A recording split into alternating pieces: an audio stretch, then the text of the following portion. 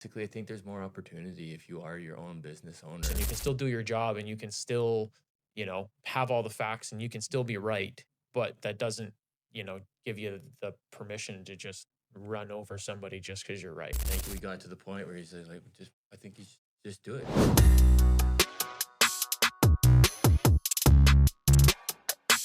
So, welcome to Cracking the Success Vault with Spectre Financial here. Today, we're joined with AJ Wacha, professional lawyer, litigator mainly. But I know we were just talking a little bit about sort of how you got your business started. And obviously, you and I go back 8 years now, roughly, since I moved here.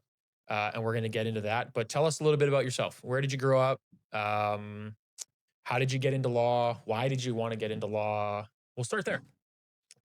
Yeah, so I'm a Windsor born, a Windsor trained lawyer. Uh, wasn't always a straight shot towards becoming a lawyer. There were several steps to get me there, and I guess it started with a difficult time in high school. Brought my marks up, but missed the boat on the STEM stuff. So like your science, engineering, chemistry, physics. So then I got my university choices, and then I think going back, I think I had the thought to I need a job after all this. Okay. So with my limited options, it seemed like being a lawyer, you're not educated so well about what options are out there. But as a high school student, lawyer is one of these popular options: lawyer, doctor, accountant, whatever. So that was one that I had an example to follow. So I followed that example. It was my dad's cousin was a lawyer, and I followed that. So I took political science at University of Windsor, and that is basically law school or bust. Like maybe some people to get into politics if you're in Ottawa or whatever, but that was never my chosen course. I was always following my father's cousin's path. He did poli sci, then law school, and yeah, that wasn't easy either. The Getting into law school, it took me 3 tries, but Really? yeah, Is just because of the process or it's high. marks or just It's highly competitive, okay. and it did come down to marks. So I Mm. I got a difficult economics course in university, and everybody told me get rid of like switch courses. You got this guy called Killer Kolinsky. He just kills people, and I sort of took it as a challenge, but ultimately I failed at the challenge. I got a C. So that was one bad mark. And then a semester or two after that, I had to take another economics course, and I pulled the Killer Kolinsky straw again. And I thought this time I'm going to get him. And I got another C. So those two C's haunted me Yeah. and took me out of the running for the first 2 times to get into law school. But eventually, perseverance paid off. And I think for the better, Yep. because once I got in, uh, I knew that I was there and I was not going to mess up that opportunity. And I had some other classmates who sort of walked in on their first try, and I heard some of my classmates uh, not realize what an opportunity it was. Some Right. of them, even in first or second year, were debating whether or not they were even going to stick with it, which was a little Interesting to get that far and determine whether or not this is even for them. right. And I think that's a problem with lots and lots of people, lots of young people. And I think it's on the parents to help, is to find that direction ahead of Yeah. time and, find that goal and go for it. Right. Uh, I've always found if you have a goal, a solid goal in mind, and you're headed towards that goal, everything else falls into place. You know what Yeah. turn to take when the turns come up. But if you don't have a solid goal, you just You flounder just pull around. on a different string and go a different way and Right. who You've knows what. got no purpose. Yeah. So So, okay. And so was there ever a situation growing up that you got yourself into that you wish you knew a little bit more about law or anything like that? Like I've always heard like there's some lawyers out there that, whether it's a car accident or a family friend or something where someone didn't help them and then they got into law. I relate it back to the episode of Suits, right? Mike Ross is his parents are killed in a car accident and nobody really helped his family, and that's one of the reasons why he wanted to get into law school. Obviously he in the movie and or then in the Netflix series or whatever, obviously he makes some bad choices and that's how the show is popular. But did you have any of those things? Did you have something that like really pushed you down that path to law school or? Yeah, nothing traumatic like that, thank God. But no bad choices is the word I would use. So, Yeah. uh, part of me was thinking that lawyers are expensive, and the way I'm doing stuff, maybe as a young teenager, I might need a lawyer one day. So it wouldn't hurt to actually be able to be my own lawyer. So that was part of the thinking. It wasn't the Yeah. sole driving motivator. Ultimately, it was I need a solid source of income, and then later on down the road. Even when it was difficult to get into law school, I still felt like it was the way to go because as I was trying to get into law school, I was doing a lot of construction work, and you see a lot Okay. of older construction guys, and they're not necessarily older, but they walk around like they've got an extra 20 years on them just because it's so hard on your body. Right. You know, you get decent money, but if you're in the office, you're not constantly beating your body. You have other problems. You're sitting on your butt all day, Yeah. but you can alleviate that by going for walks, making sure you're exercising and all that. But so I would say part of it was might need a lawyer one day. The other part was it's good to have a job that you can do for a long time. You know, like Absolutely. you see athletes also, they get injured and they're out, right? Yep. And that's a tough go to just being an athlete. So this is one where there's lots of opportunity, lots of work to do, lots of demand for lawyers. And it's something you see people that can continue into their 80s easily. Absolutely. Yeah, I mean, my career is very similar being in financial services. I mean, we can service our clients until, we don't have the cognitive ability to really Right. do anything, right? So, okay, well, let's get into a little bit about how you and I met. Sure. So I moved here October of 2017. When I first moved here, needing to pay bills, took a night shift job at Good Life, working basically like 10 p.m. to 6 a.m. And then I'd go to the office during the day. And you would always be working out at like 4 o'clock in the morning, Yeah. 4:30 in the morning. Um, why were you doing that? And are you still doing that? Yeah. Yeah, no, that's serendipity right there for you because I moved back from Toronto. I believe it was US Thanksgiving, or no, it was actually Canada Day. It was Canada 150 that year, I think. So I just moved back there too. Why was I doing it? Because I think one main pillar of life is the body you live in. Is everything we do comes out of the body that we have, and if you don't maintain it, you lose it basically. And this again takes me back to like seeing these older construction workers walking with a limp, bad back, and you see other people from other generations where physical fitness was not as important. They kind of let it go after they're done high school, university, Yeah. and there's problems with it. And I never wanted that to happen, so I always took it as not for granted and something you got to work on all the time. And it's a long-term investment, just like saving money. You start early, you keep putting away, and you'll have something later on because we're all going to be declining sooner or later. Absolutely. We're going to lose our strength, lose our muscle mass. I just hope that when that happens, I have enough for a long decline, Right. basically. So that's why I was doing it so early. I was doing it so early because I had three kids, and it was the only time I could actually do it. And me and my wife were sort of tag teaming. I would go, then she would go. We Yeah. always had to leave somebody with the kids. So that's what brought me there so early. It was good. I met you. The gym is Yeah. pretty empty. It doesn't stink at that point. It's true. So lots of good stuff happening that early in the morning. Plus, it's you get something accomplished Yeah. first thing in the morning. And It's almost like the hardest thing you're gonna do that day. right, Three kids is probably pretty tough, it's a but the different. hardest thing you're gonna do that day is already out of the way, and like there's no other challenges that you know very few challenges that are going to be tougher than getting out of bed in the morning and being at the gym for 4:30 in the morning. Right, you got to push yourself. Yeah. That's the thing. You got to push yourself. You push yourself, and you will grow. And that's the same thing in anything. You got to push yourself to the limit, and then push a little bit farther. And Right. when I do that at the gym, it does set a good mental tone for the day. And I think the actual physicality of it actually does filter its way to like your awareness Yeah. and your ability to deal with problems. And like you said, once you've tackled something difficult, all these other problems don't seem as significant. Right. You know, Yeah. Yeah, it's interesting. So you're coming in to the gym early in the morning. I'm obviously there working, probably ending my shift and stuff like that. We get into a lot of different conversations. right? So I find out, that you're a lawyer, you just moved back. We started talking about like owning our own business and doing those kinds of things. I mean, you had just moved back from Toronto. I had just basically moved from Alberta. And so, I joked earlier just before the podcast started here that, Spectre Financial wouldn't really exist without you, right? Because you invited me to a network session with something called the Windsor Transportation Club after I think we'd probably been talking for, I don't know, 5 or 6 months, so kind of on and off whenever you were in the gym.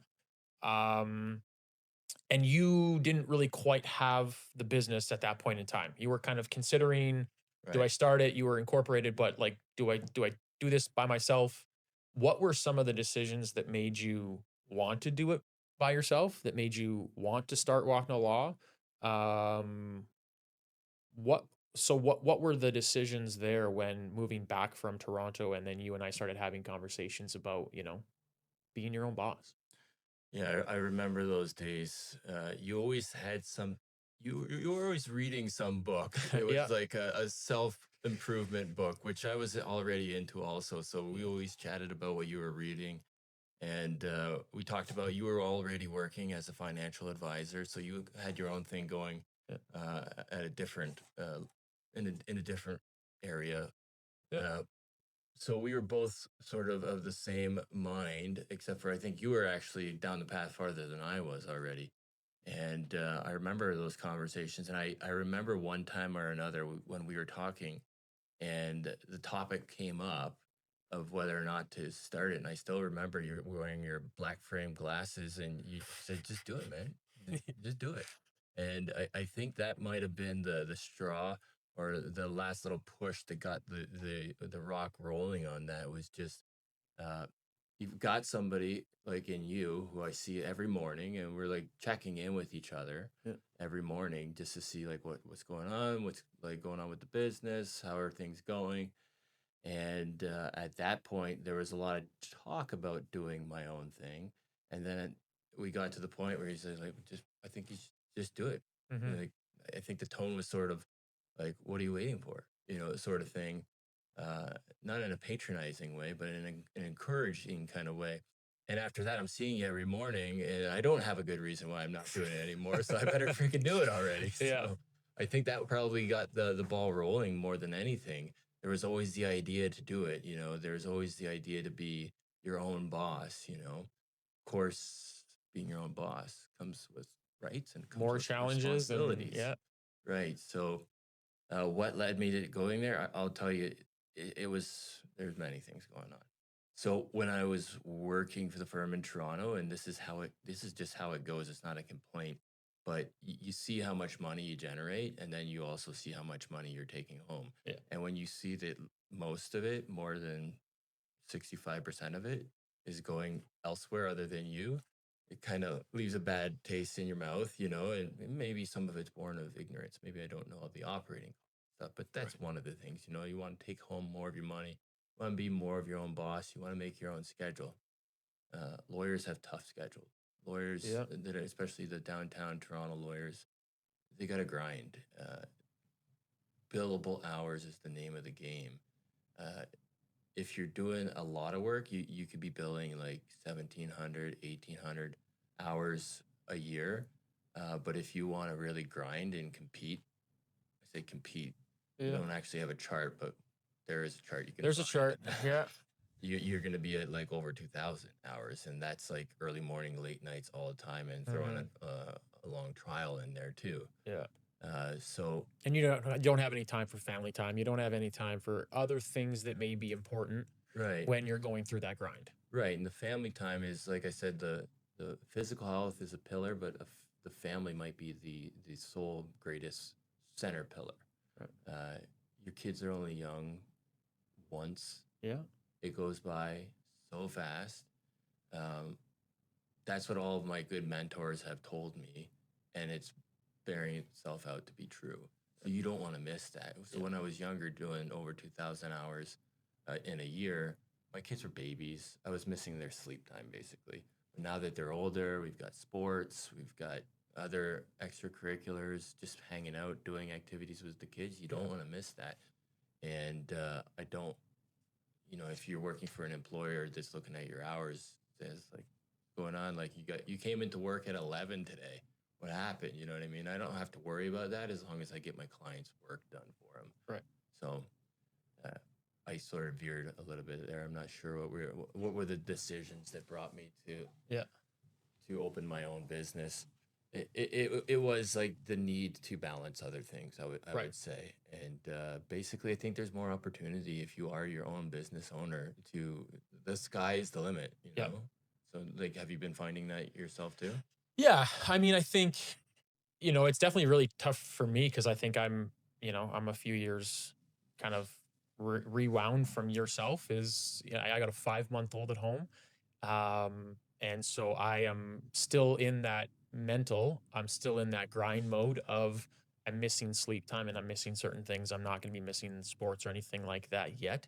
But it definitely, there definitely does need to be a bit of a balance. I've been pulling a lot of, uh, early mornings, late nights, which has been pretty tough on Sam, just because she's just in the thick of it all day, every day. Um, but yeah, and it's one of those things where I think in the beginning of starting a business, like we talked about just before the podcast started again, is like when you start a business, you're whatever comes your way is you're taking it, right?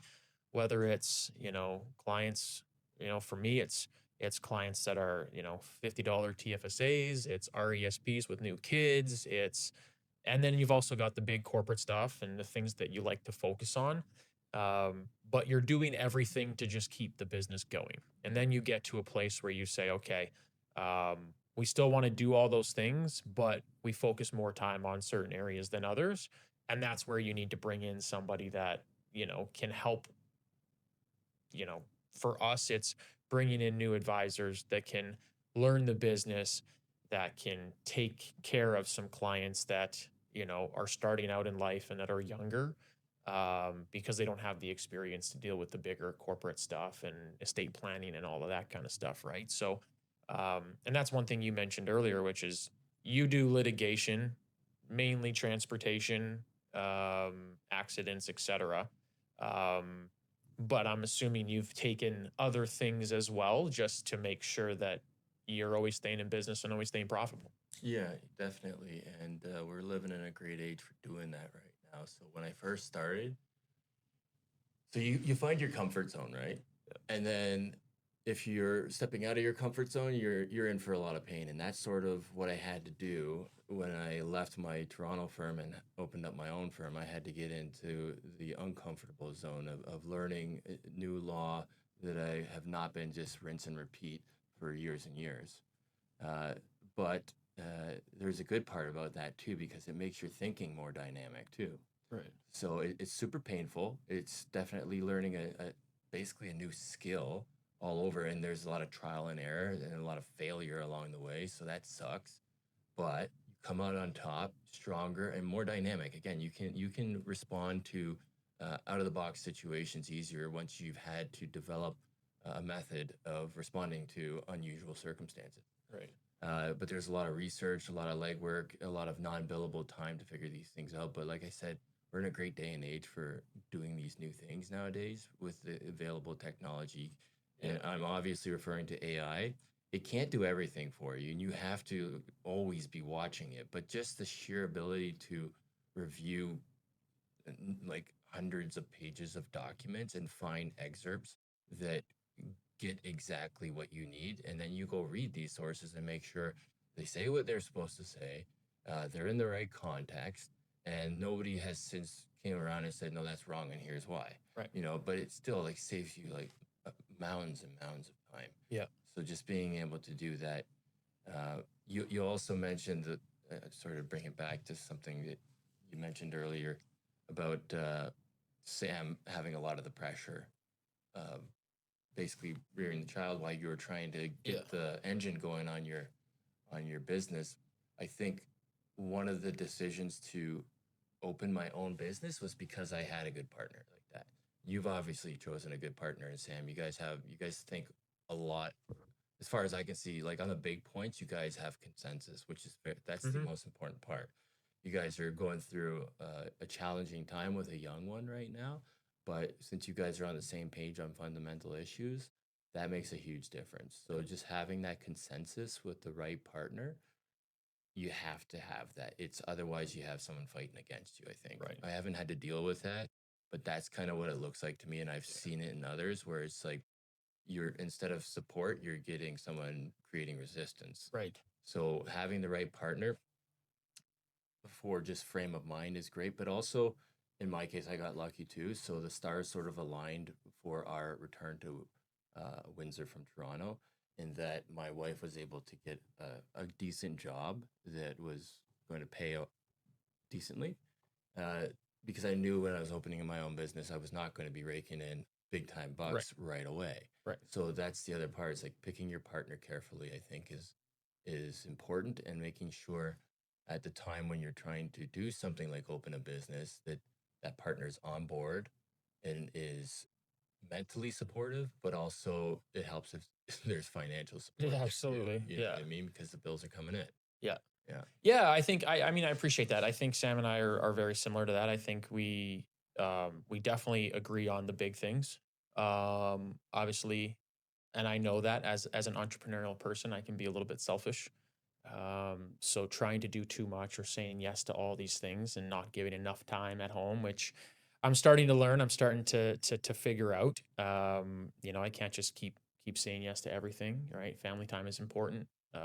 Giving her a break is important.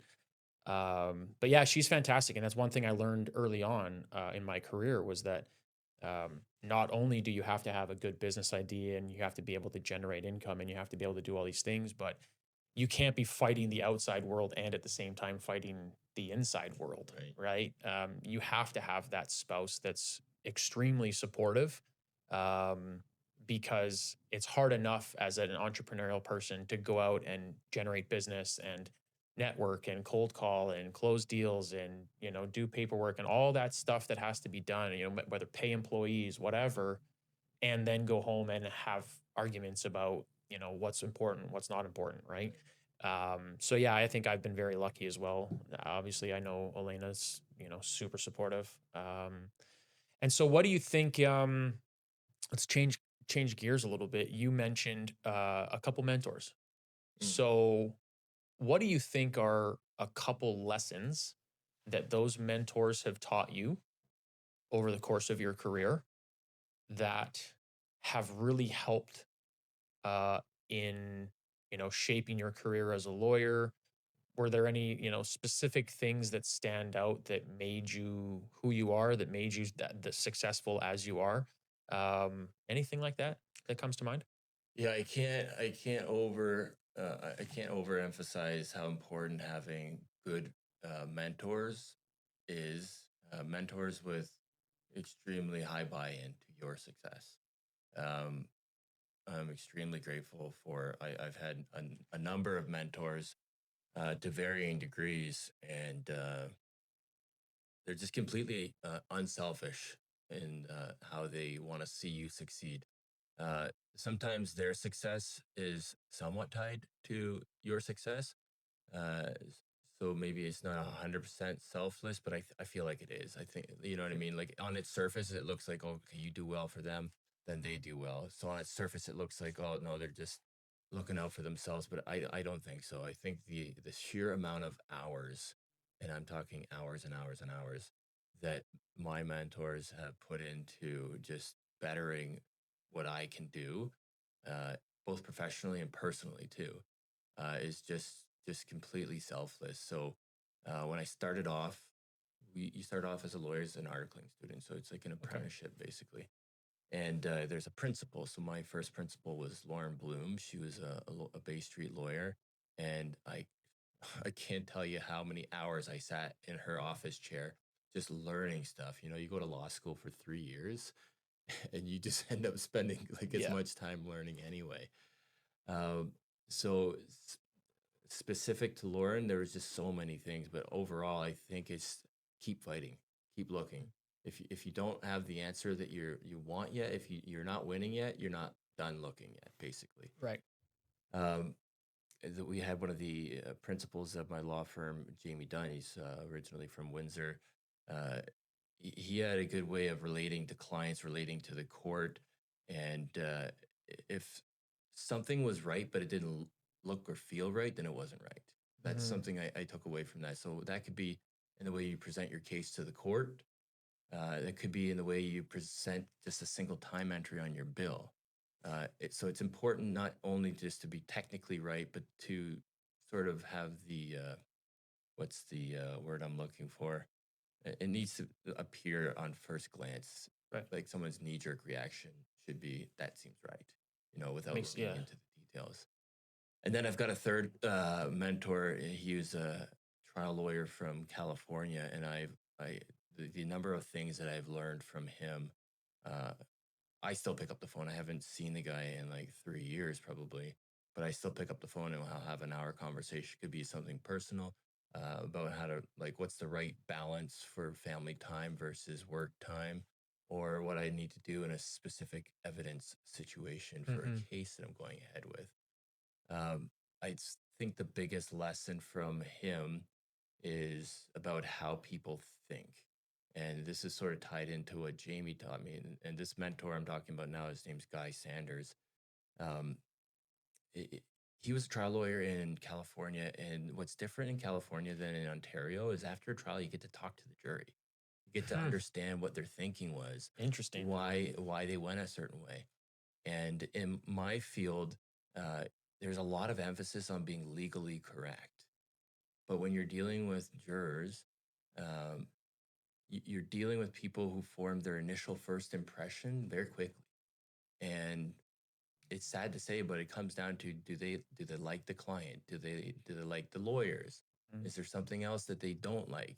And the lesson I take from that is to not underestimate the value of the other items other than being legally correct, because they matter too. Like, Right. it's not appropriate for me to go aggressively on a little girl who's testifying or like a little kid or something. That would be seen badly. Even if my case was ironclad, I Right. would still lose badly Right. because it's a terrible first impression to Yeah. do that. Uh, just like you would be, any juror would want to protect a child. Right. So if I was asking questions aggressively, even if I'm right, I'm not It's not going to going to do well. matter. Yeah. Right. So The just way that you're perceived comes across as. right. So using common sense, I think, is to sum that piece of advice up. And that's usually what it comes down to also Hmm. is because you're dealing with people who are applying their common sense. So Right. why would you be applying some other sort of analysis if you're Right. not subject to that Yeah. analysis? Interesting. Okay. So what I heard then is the first one is you're always learning, right? Even after you're done schooling, after you're done, the amount of uh, information that can still be learned even after you're a lawyer, even after in my business, it's you get your life license or your mutual funds license or whatever. There's still learning that goes on all the time, All the time. right? Um, the second one is paying attention to the details, right? If it you call it the sniff test or whatever, The right? sniff test. If you think there's something wrong, there's probably something wrong, Right. right? Because we as human beings will jump to conclusions, right, pretty fast. But there are people that can talk themselves out of something, but on that first initial look at something, um, if it seems like it's wrong, it might be wrong, right? Definitely get a second opinion, figure it out, spend more time with it, right? Hmm. Yep. Um, and then what I heard from the third one is like, um, you know, be like, still be a good person. You can still do your job and you can still, have all the facts and you can still be right. But that doesn't, give you the permission to just run over somebody just because you're right. And, you still have to be personable. You still have to be um, calm, cool, collected. Yes. You can still be right, Right. but there's a way to do it, There's a way right? to do it. And maybe it comes down to this slogan that one of my mentors, and I have to say, like, those are three mentors, but I've had the pleasure Lots. and the fortunate circumstances to have many, many along the way. But the saying I think that maybe applies to what we're talking about in this last mentor, and he's always said this to me, is pigs get fat and hogs get slaughtered. So like, don't go in too hard, even though you think you might be able to. Like, Right. take it easy. Just be happy with what you get. And take everything in stride. And maybe this is another lesson. When after I won my first trial, my articling principal, Lauren Bloom, reminded me, like, don't take the highs too high and don't take the lows too low. Absolutely. In that moment, it was tough, difficult because I just won, but Yeah. that's definitely came out to be true. And there's Yeah. been lows, and they've been low, and it's been important to remember, don't take them too low. Yeah. Don't get too upset about them. Yeah, and I think that even is just everywhere, whether it's in business, whether it's in your personal life, family life, whatever it might be. I think it's okay to celebrate the wins and it's okay to feel, I'll say, upset for the losses. Um, but you can't let them drag on for too long, Right. right? That emotional, I'll call it stability, I guess, or regulating emotion is super important, especially when you're a business owner, because you can one day you can close the biggest deal and the next day you might lose that same deal over something that happened in a contract or who knows, right? And it's being able to say, okay, no problem. What's the next thing, right? Um, I always see a lot on social media. It's like the Chinese farmer story, right? Where um, I think it starts off with like there's this farmer in China and his horse runs away, right? And the villagers are all, well, that's unfortunate. And he's like, well, maybe. And Right. then the next day, the horse comes back, but it brings five other horses with it. Right. And the villagers are like, well, that's fantastic. And he's like, "Well, maybe." And you just never know, right? And it goes on with, well, then his son is, playing with the horses and he breaks his leg, and the villagers say, oh, that's really bad. And he goes, maybe. And then the next day, the military comes around conscripting kids, conscripting young men into the military, and he can't go because he's got a broken leg. And the villagers are like, "Oh my God, you're so lucky." And he's like, well, maybe. Right. You just, it's one of those things where, yeah, it's fantastic that you can have these wins and you can have losses, but that doesn't mean you go out and celebrate really hard, and it doesn't mean you stay depressed or you stay upset for too long, Right. because you just don't know when the next win or loss is coming. Right. You, Just keep on going. you just don't. You can't always appreciate the significance of the moment that you're in. Right. You can't tell, like, it seems like it's the worst thing in the world. Yeah. Then a year later, it's like a bleep on the radar, and it's completely, Right. it makes no difference. And this is, I had this situation on a case conference where it wasn't even like a trial. Below that is emotion, and it wasn't even emotion. It was a chambers conference, but it didn't go my way. But it was, that's a loss. It's upsetting, Yeah. and now that I look back on it, it was a blip on the radar. It is completely insignificant. My father's cousin, who I mentioned, he's still a practicing lawyer, but he always would say, after a tragedy or a loss or whatever, when someone dies, even, the world goes on, and it's true. The Yeah. world goes on, so let's just get on with it. Hmm. You got to just keep trucking on, Yeah, for right? sure. So tell me what is next for AJ Wacha? What is next for your practice? Are you guys expanding? Are you just, now that you're a little bit more established, it's been since 2018, roughly. Um, are you just going after certain types of business? What's sort of on the next little radar here?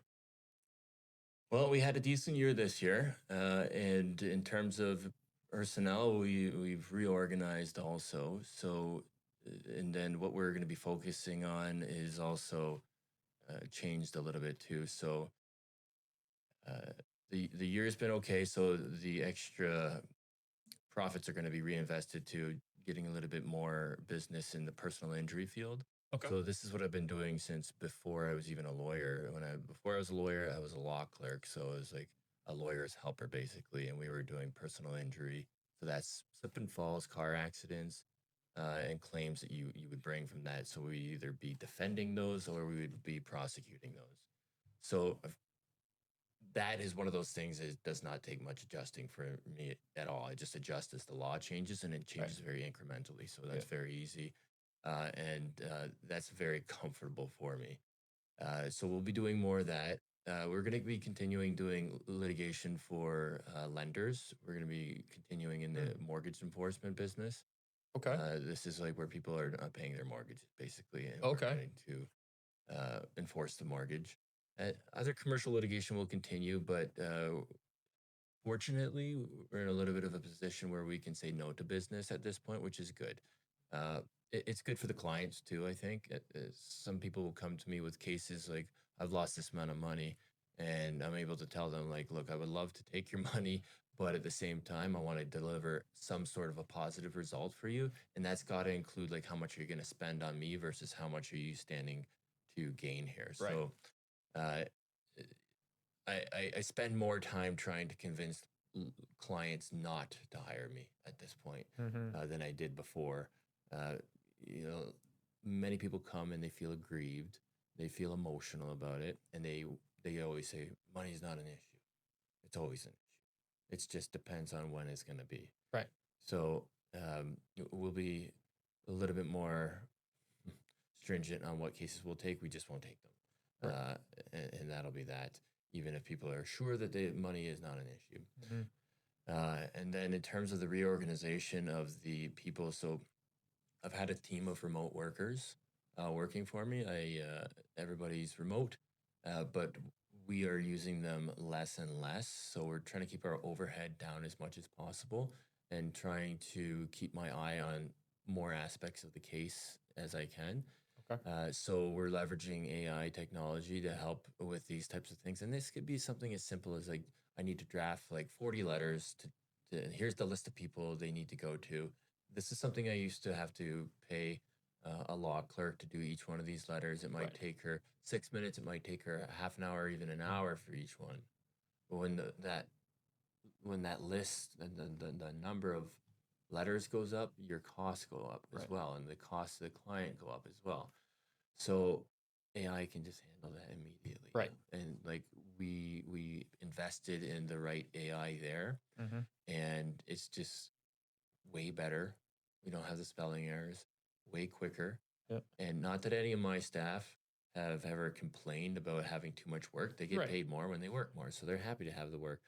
But you always feel bad if you get their work back and you send it back to them with comments, Yep. basically that summarize, say, this is crap, redo it. Yeah. But with AI, you don't feel so bad. Yeah. Maybe you feel a little bit bad Sure. for some unknown Yeah. reason. Even then, though, you can spend a little bit more time focusing your time on Right, the right things right, versus just having to do letters. right, Right. exactly. It doesn't really take a lawyer to write a letter. Right. In the old days, not too long ago, they would just have a dictaphone and dictate what's in the letter, and someone would have to actually be doing it. But now it's just, I need records from all of these doctors. Write me request letters that have an authorization for the client to sign on all of them Right. and set them up. And then there's automation that you can set up so it actually goes out for signature right away Right. too. So all of these things, we'll be doing more of this automating just so the Yeah. cases can proceed quicker. Right. Right now, the lag time on cases are extremely long. Like the lead time to get to a trial are measured in the years. My mentor from California, they only had a year to bring stuff Well. to trial. So that's where I'd like to be, is get everything ready for trial within the year. It's dependent on your adversary if they're Sure. going to be able to cooperate with that. Sometimes they just have schedules that are booked up and you Right. need them there for something. But as much as possible, try and get more client matters resolved quicker Yeah. is the goal, because uh, that's where you make more money. And besides, the clients come in hoping for an answer result next week, Right. so they are also going to be more satisfied with that sort of a turnaround. Yeah. Okay. And so we're wrapping up here. I got a few minutes left.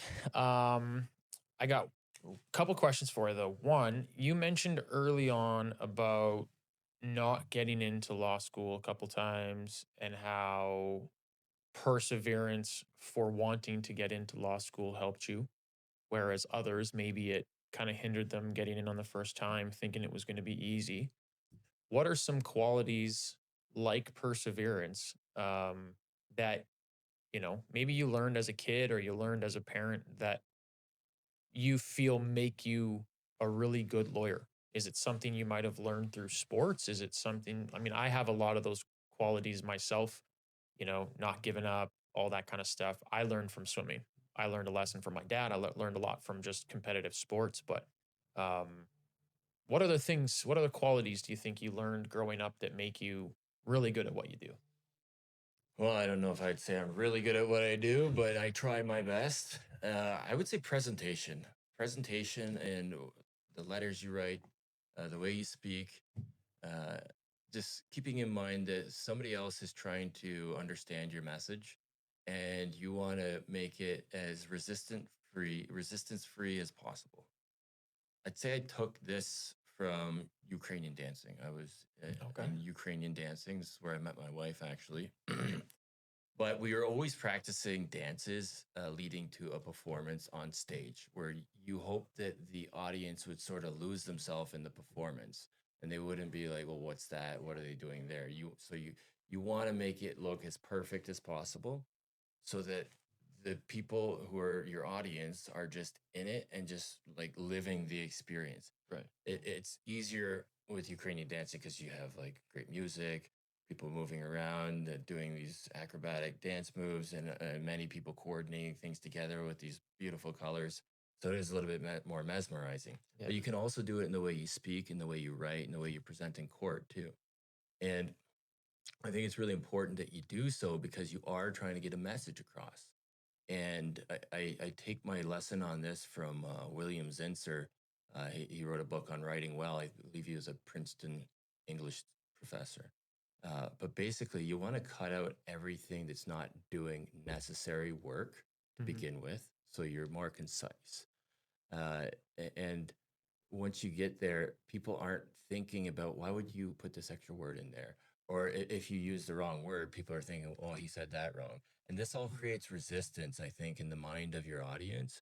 And it prevents them from understanding and hearing your message. If you have none of those things, then they're just hearing your message purely. If you've got nothing going on, like like if you're dressed properly and you don't have like your shirt untucked or something. If they Yeah. see that, they're looking at that, or if you're yelling at the kid that's on the witness stand, they're not thinking about, oh, the kid is admitting to To this and guilt just or helping his whatever. case. They're Yeah. just thinking about you're yelling at a kid. So you got to think of all the ways that resistance might arise between you and your audience Mhm. and eliminate those things. And I think that can make you more effective. For me, until the advent of AI to help polish emails, for instance, it's resulted in a lot of work, a Mhm. lot of like review and revisions, a lot of thought. But you practice, you get better at it, Right. and you find little strategies. But that's ultimately, I think, a goal, a worthwhile goal, is if you're a communicator and you're trying to educate one way or another, then it's very, very important, the most important, that your audience hears and understands your Right. message. And anything you can do to remove roadblocks from that, you have to do. Yeah. Yeah, I would agree with that. I mean, that's kind of how I've made my career in financial services is just making things as simple as possible. Cut out the fluff, cut out, all of the things that I show people on what makes us different at Spectre is uh it's all oversimplification stuff. Because with numbers and money, it can be complex and there's tax rates and there's all these things that if you're trying to get too specific in the moment, then the message doesn't come across properly. So the more clear, the more concise, the more short you can keep it, the better. I've 100% found that as well. And I think so. Our time's coming up. We always ask our guest at the very end the same question. And so to AJ Wachna, lawyer, litigator, what does success mean to you? Hmm. And I never prep anyone for this question, so I get the real answer. Yeah, it's to me, it seems like a little bit of a moving target because your goals change as you go on. So getting into law school was a goal attained. Becoming a lawyer was a goal attained. I think it's quote Jordan Peterson, aim high. in all the things you do. Yeah. And once you reach those aims, you've succeeded, but you're never done. It seems like once you've succeeded at one part, the next thing is to aim at that next thing up there, or you probably got many going out once, and to keep shooting at those things. Once you've got one notch in your belt, keep going. Right. Aim high. I can get behind that. I love that one. So cool. AJ, thanks for doing the podcast with us. Anytime. We loved having you here. We loved having the conversation. Maybe we'll have it again in the future. I'm sure there's more to talk about. But that's another episode of Cracking the Success Vault with Spectre Financial. Our guests and listeners can find us whether it's on iTunes podcast, YouTube. You can check out our Instagram. Anybody can find us anywhere. So thanks again for coming on the podcast. I appreciate the time. Anytime. And we'll leave it there for now. Thanks for having me.